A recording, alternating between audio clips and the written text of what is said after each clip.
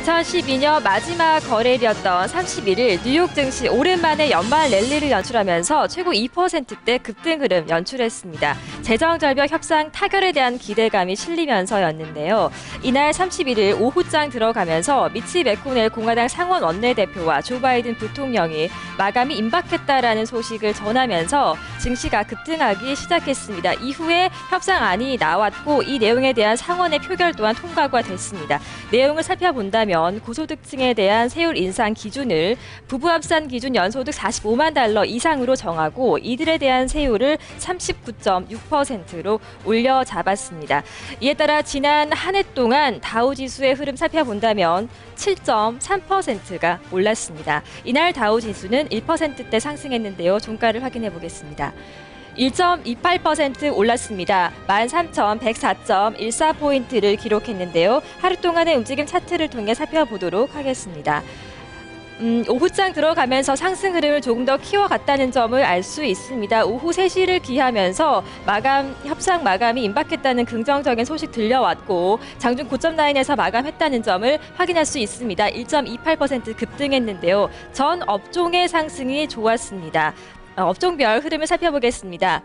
금융주와 경기 민감주 아래쪽으로 기술주가 나란히 1%대가 넘는 강세 기록했다는 점 알 수 있습니다. 통신주와 에너지주 역시 1.1%와 1.6%씩 올랐는데요. 주요 종목들의 움직임 살펴보겠습니다. 다우지수 30개 종목 모두가 상승한 가운데 휴레패커드 4%가 넘게 올랐습니다. 이어서 캐터필러 역시 3%가 넘는 강한 흐름을 연출했고 제너럴 일렉트릭 역시 2.69%가 상승했습니다.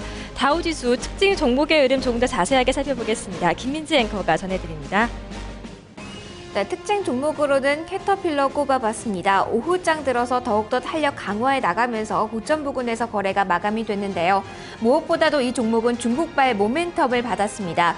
HSBC가 발표한 12월 제조 PMI 지수가 지난해 5월 이후에 최고점을 찍은 것으로 나타났는데요. 여기에다가 새 지도부가 인프라 투자에 힘을 기울일 것으로 예상이 되면서 수혜가 예상되는 종목 이 캐터필러가 3.2% 상승으로 거래를 마감했습니다. 동종업계에 있는 알코아 역시 2% 넘는 상승률을 기록하면서 거래 마감했습니다. 이어서 나스닥 지수 흐름도 짚어주시죠.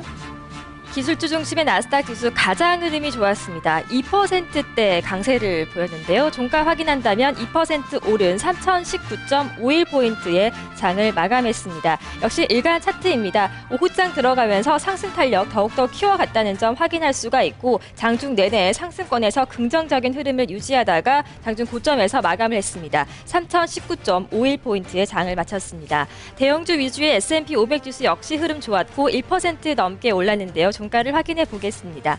S&P 500 지수 1.69% 상승한 1,426포인트를 기록했습니다.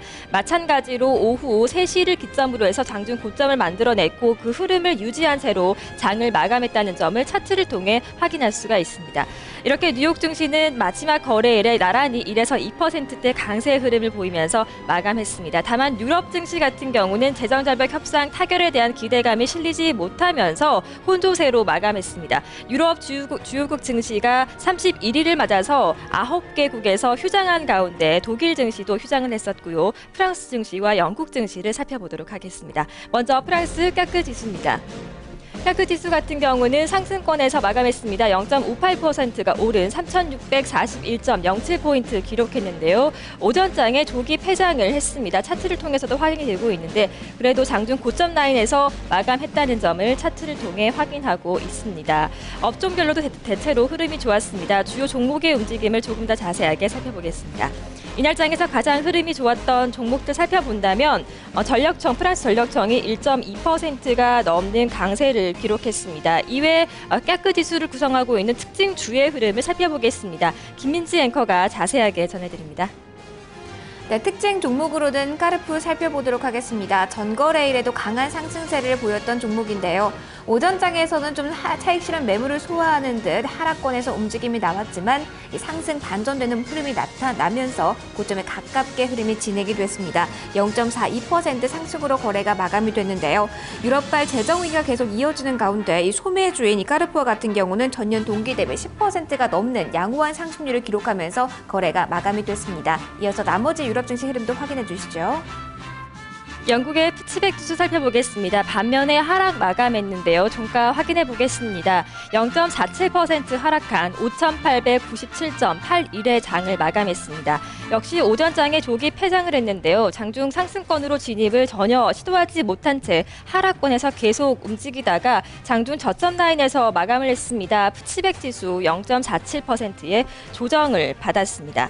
종목들의 움직임을 살펴보겠습니다. 종목별 혼조 양상을 좀 띄웠는데요. 업종별 흐름부터 살펴본다면 종목별 흐름을 조금 더 자세하게 살펴보도록 하겠습니다. 이날 증시에서는 유럽 증시 푸치백 지수 같은 경우는 담배 주식회사들의 상승이 조금 돋보이는 장이었습니다. 주요 종목들의 움직임을 조금 더 자세하게 살펴보도록 하겠습니다. 브리티시 아바코가 철강 기업인 에브라즈가 0.78%가 상승한 흐름을 기록했고 타바코 등 담배 주식회사들의 선전이 두드러진 장이었습니다. 이어서 아시아 증시들을 살펴보도록 하겠습니다. 일본 증시가 휴장을 했고 중국 증시의 흐름을 살펴보도록 하겠습니다. 중국 증시가 이날 장에서 상승 마감했는데요. 1%가 넘게 올랐습니다. 1.61%의 상승 2269.13포인트의 장을 마감했습니다. 하루 동안의 움직임 역시 차트를 보면서 조금 더 자세하게 살펴보도록 하겠습니다.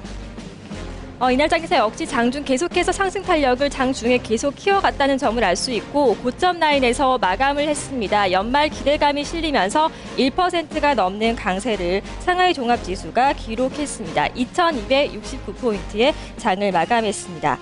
상하이 종합지수 역시 업종별 혼조 양상을 띄었는데요.